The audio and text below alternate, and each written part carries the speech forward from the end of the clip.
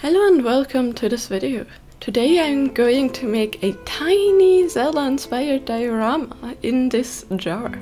I found this jar at one of our dollar stores and I thought it would look perfect with a little Zelda diorama in it because it kind of reminded me of one of the milk jars in a weird way. And for this one I decided to do a Majora's Mask themed one. So I wanted to make some of my favorite things, or some of the most memorable things in my opinion, in Majora's Mask. And one of my favorite things is the potion shop. So I wanted to make that little floating in the swamp shop. And for that I needed to start off by making the base platform, which took me several tries. First I tried with brown clay, and I tried indenting it, cutting these pieces out and then blending them, and that didn't work out at all because the clay was way too soft and it just smushed. And then the next try I did with Sculpey medium because it is just a bit more hefty. That worked out a little better, but in the end it still didn't turn out right. I couldn't really get the size or the angle of the pieces right. So, after actually, by this point, 4 different tries, I decided to try something entirely different. And that was to 3D print a cutter. So I took the exact measurements I need, I rolled out the softer clay, and this time before I cut I actually put it onto the tray where I'm baking it on, because I know that this softer clay is really sticky and it will start adhering to the surface quite a bit. So it went onto the baking tray, got rolled out a bit more, and here you can see the cutter. It already has the indentations. It's not really a full cutter, it's more to get the pattern in, and then the outside and inside I can cut directly with my blade. And I will have the perfect piece for this little diorama. And this finally worked out. I got the right size, the right shape, the right markings. And yeah, all of that figuring out already took me about 2 hours. It was the longest I've struggled with the pieces that I was making. But as you can see, we have a platform now, and it has all the markings that it has in the game roughly, and it has the perfect right size. Now for the potion top itself we also need a little platform, so I just cut out a almost square, and I used my silicone shaper to give it some wood structure, or to give it the markings to make it look like wood. So I'm indenting the plank shapes, rounding the edges off a little bit between the pieces, and then I'm lightly scoring it to give it some wood markings. And the backside is gonna bake flat since the surface I have it on is flat. So what I'm gonna do in the end is I'm gonna take an X-Acto knife or something and shape that. But for now, after I baked these pieces, it was time for the tree that sits in the middle of the platform and holds up the second platform. So I'm just starting off with a little slug shape, basically cutting off the lower bits to make the tiny roots. And then I'm using my silicone shaper to shape it and to get the shape right with the little textures. And I'm basically just dragging my shaper up. Again, I'm still using some really cheap clay here because I want to use it up. So it's very soft, so you can see how much it deforms with just me touching it lightly with the shaper. But in the end it worked out actually pretty well, and I'm one step closer to using up this clay. I still have a decent bit, but it also goes to show that you really don't need expensive clay to make these kind of detailed sculptures. You just need a tiny little bit more patience. Also, while I tried to rip off the platform, I did have a loss of some edge pieces, which is totally fine, that happens. And I also had to reshape the tree a tiny bit because I accidentally touched that on the side while I was working on putting on the platform. But after I fixed that, I basically just went in again with my shaper tool from the side, and I like blended the tree stump in with the top a little bit more. And after baking the rest of this, I just used some super glue to fix the little broken off pieces that I kept on the side, and that worked out perfectly and pretty sturdy. And I'm not too worried about them being damaged again, because when they were in the jar, they were in the jar and nothing can really touch them anymore. So there's like, you know, no need to strengthen this platform. If you make a diorama like this, or as a miniature, and you have it out in the open, it's definitely more prone to breaking. But in this case, I didn't have that issue, so I could just, you know, use some glue and call it done. Next up, I want to make the hut of the Potion Shop Sisters, which is this like, I guess, amphora's like vase-shaped little thing. So I'm starting out with like a teardrop shape, then using my ball stylus to make the little like indent for the opening on top, and then I'm shaping the teardrop on the bottom to have like this like sideways shape a little bit more. It's really hard to film these miniatures, because although my camera can pick it up when I move them around a lot, obviously it gets out of focus. So I'm sorry for every time it's out of focus. But yeah, I hope you can kind of get the gist of what I'm making here. And afterwards, I'm just using like my ball stylus, placing it down onto the platform, and then like making little holes for where the windows would go. And I'm using this like really fine pointed silicone shaper tool that I think you use usually for like nail art and things like that. And I start like carving out the door, and then I'm switching to my larger one to like really flatten it out. And then lastly, for this piece, I also need to add the handle that is on the side, and that's just a snake of clay that I'm adding onto it. Now, I actually got inspired by this piece because a very cool event is coming up, and that is the Zelda CreatorCon. So what is the Zelda CreatorCon, you may ask, especially if you're a Zelda fan. Like, you may have never heard of it. The Zelda CreatorCon is a convention for fans, to fans. It is organized by some lovely people that also organize Linktober every year, and it has been going on for quite a few years, and everybody that is a creator that wants to make something Zelda themed, any kind of thing they want to make, can participate, whether it being like artwork on stream, a little Discord panel where they talk about, I don't know, their favorite memories, favorite games, things like that. Some people show like their comics or read part of their fan fictions. Some people craft, some people play games, either like casual or challenging. Whatever people feel like they want to do is basically what they're gonna do, as long as it's like remotely Zelda themed. And I'm now participating the second year, and this year I actually have 3 panels, and 2 of them are gonna be crafting. So I'm going to make some little Zelda mobs out of clay on one of them, and then the other one I'm gonna make a teeny tiny fairy in a tiny bottle. And then lastly, I am going to play Majora's Mask, or start playing it, which will be on my normal Sundays gaming stream. But that also fits perfectly into the CreatorCon showtime. So, you know, I'm gonna add that there too, and start a game off and then continue that for the following streams. So if you have any interest and are a Zelda fan and want to join this, the like entry fee on the website is just basically a donation. They asked for that to get the website running for the next few years still. And the creators themselves, they don't take anything, as well as the people that, you know, actually like take care of the event. Like, the only way to actually give donations, things like that, is either through the ticket or something else, or when you purchase something, because some people are like promoting their stores, and the website actually has a list of all the events, all the times, and there is like markets where you can discover all of the lovely creators that are there. And this year there's already quite a bit going on again, like we already almost have the schedule on.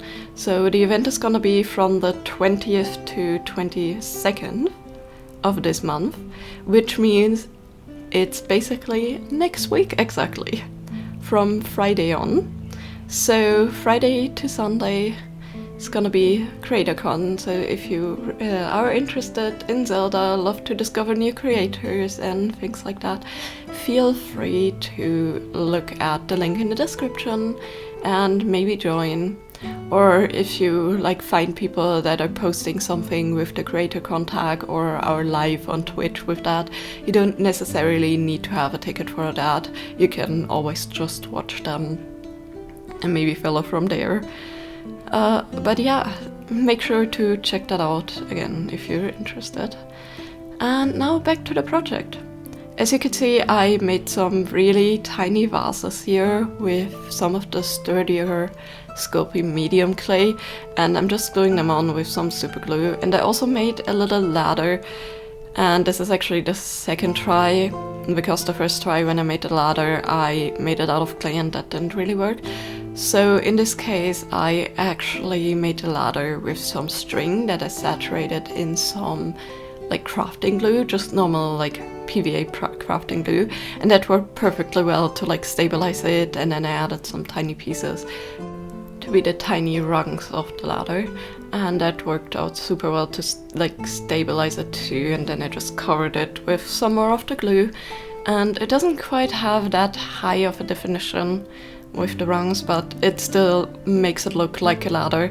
And for the back one I actually just used 2 pieces of brown string without the rungs, because it was a very much smaller ladder going up the top, and I think it still looks very much so like what it's intended to be. It just, you know, would have been way too hard to get the rungs on. And afterwards it was time for painting. I chose like a cream tone for the pots and for the top of the building, and added some brown stripes all around like one of the larger pots, and then some red stripes all around the building. This red roughly matches the color the building already has, so I can actually like paint the building without it looking much different, and just, you know, define a little bit with all the painted details. And then it was time to add the windows and the door, and I started off with some brown for the frames because I found it easier to like add the inside colors later instead of trying to paint some thin lines around it for the frames and stuff for the wood in a later date. I also added like a teeny tiny sign, which was basically just a glue strengthened piece of string and a teeny tiny piece of cardstock. And that would be the sign that you have next to the pots on the right hand side when you approach this.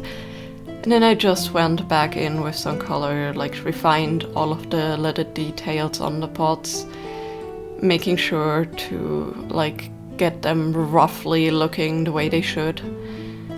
And then it was time to just paint the windows and the door. And for the windows, now that the brown has dried, I can just go in with some yellow symbolizing the light on the inside, and leave like a tiny bit of brown on the edges to be like the window frames. And the same with the door, I'm just going over it with some blue and then adding like the door details that we see. I really tried to mimic like roughly the pattern, but it's so intricate and I'm working on such a tiny level here that I only could hint at it, but I think I managed pretty well to get that. And then I also added like a tiny dot for the handle, and later on I'm adding like the little grid on the windows still with like some brown once the yellows dry. But for now it was time to add the markings on the tree, which I just used some really watered down model paint. I'm using Vallejo model paint, by the way. They work really well, also watered down, since they're pretty pigmented already.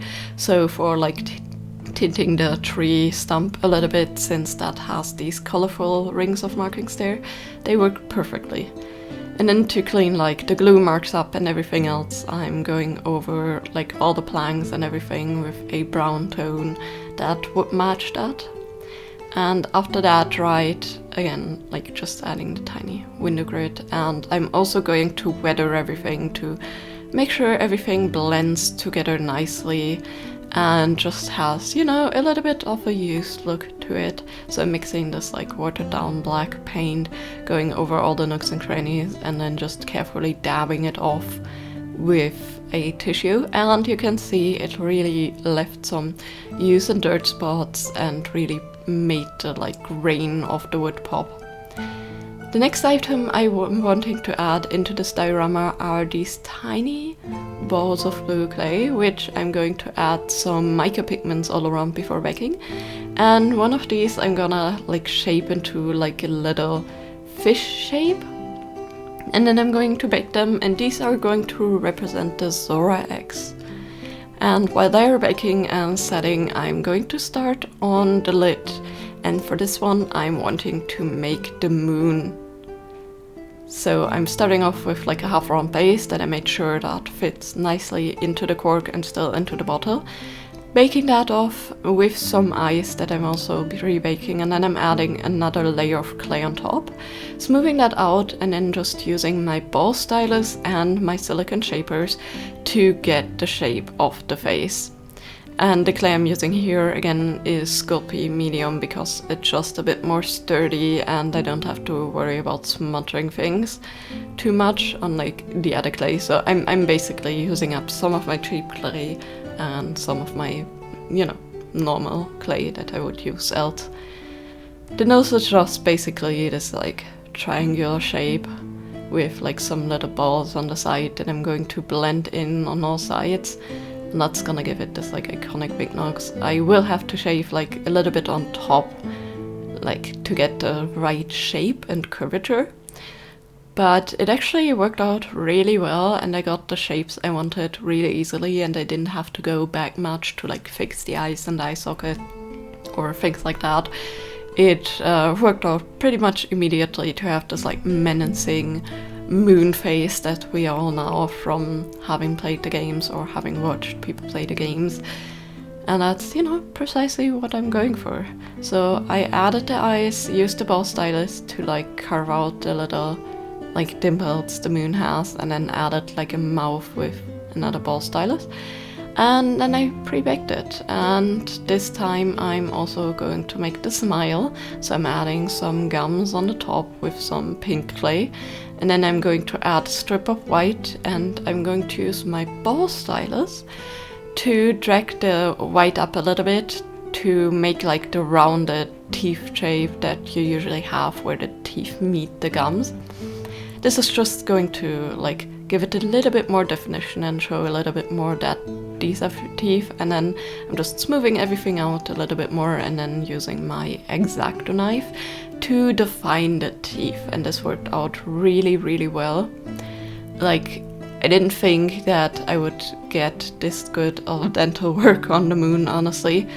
To be fair, I didn't ever expect to have to do dental work on the moon, but you know, that's a different kind of story. But yeah, I managed to make the teeth look actually like teeth, and after I like cleaned up the edges a bit more, I baked it. And then it was actually time to paint the moon.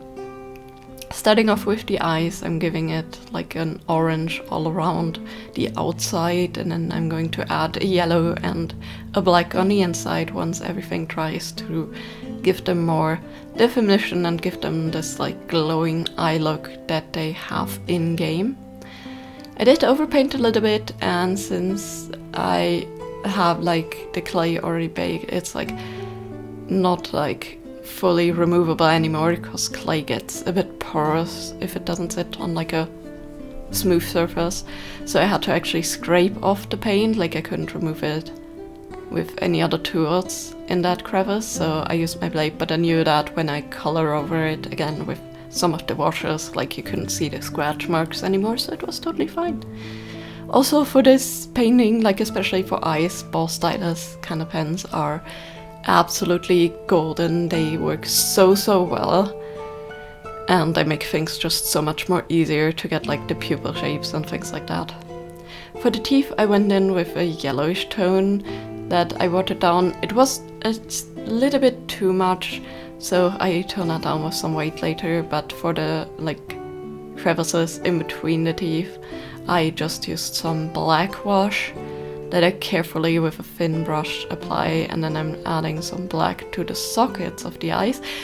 And I accidentally like hit the pupils a bit, and I tried to fix this, I tried to remove the excess, and the left eye just completely got ruined, so I had to repaint both eyes to make them look even again.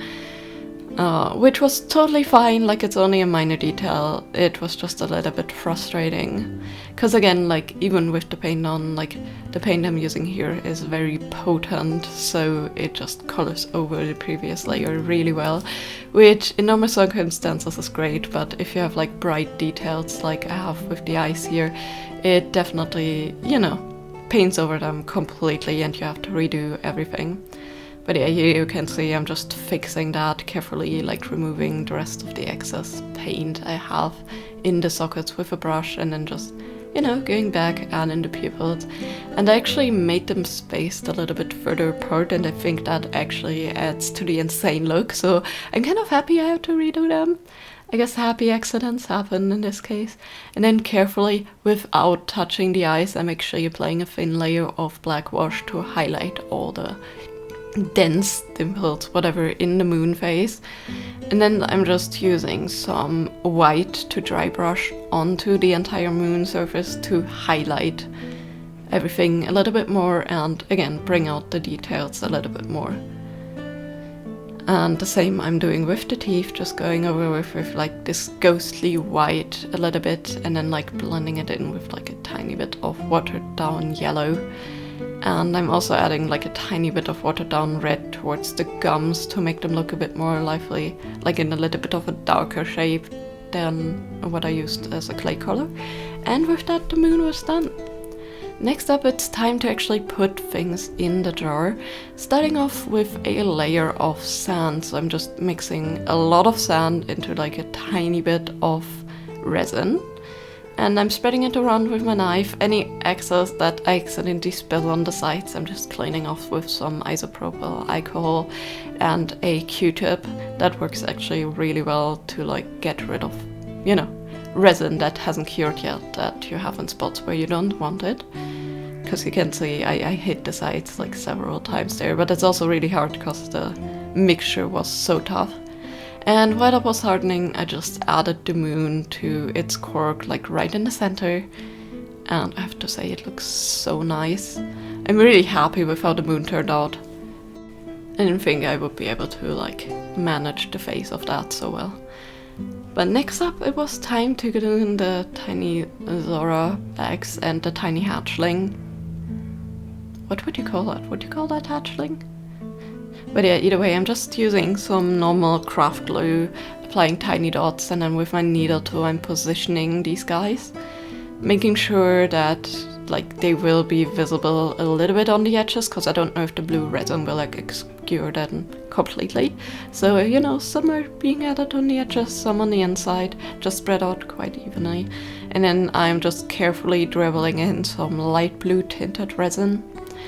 And this just will reduce air bubbles and things like that. I'm still going to pop the surface air bubbles by using a lighter carefully.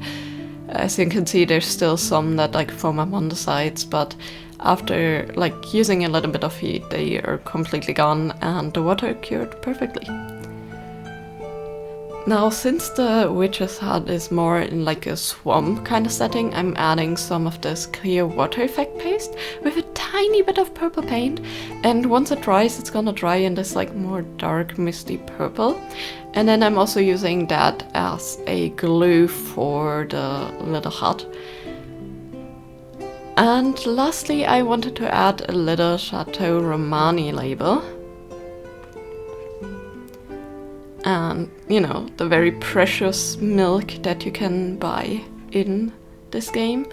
So I actually went into Procreate, designed this little very simple sign and printed it out on some sticker paper.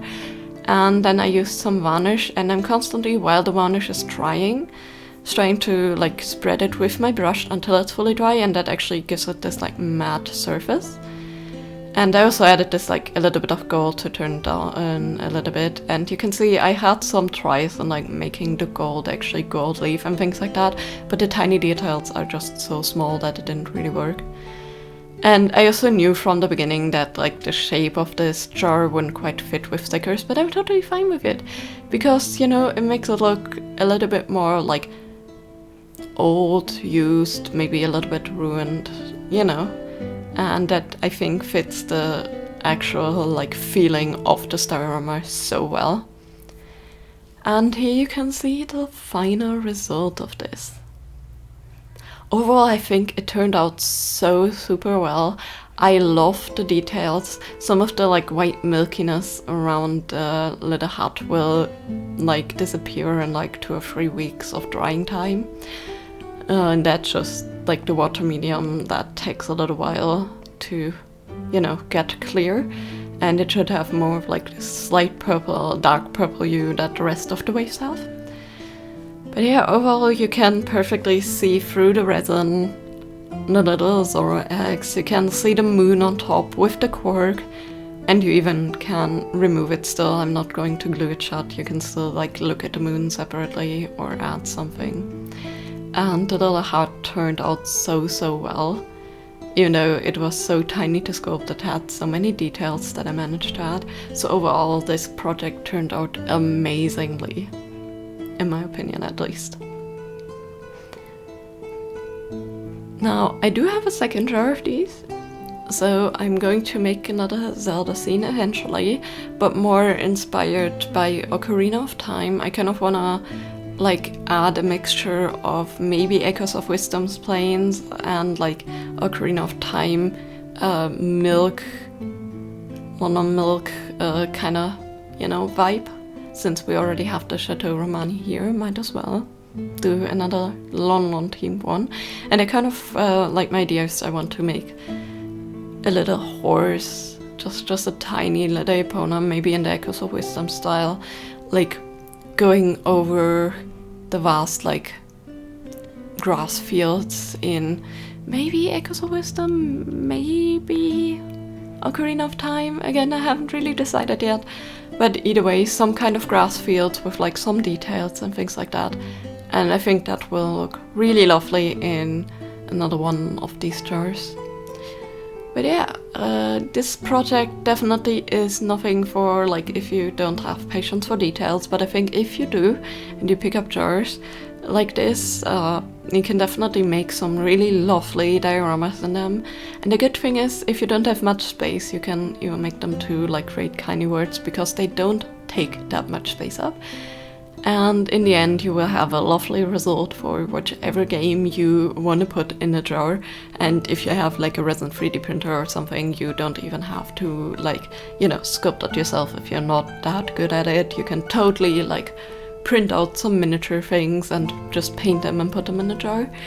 And yeah, just admire your favorite game in one. Again, I had a lot of fun creating this, and I'm so happy with the outcome. But let me know in the comments down below what you think of this project. And let me also know what you would put in a Zelda themed jar like this. Like, which of your favorite scenes or game pieces would you put it there? And also don't forget to check out the Zelda CreatorCon. Again, links are down in the description below. And as always, I hope you have a great day. See you next time. Bye bye.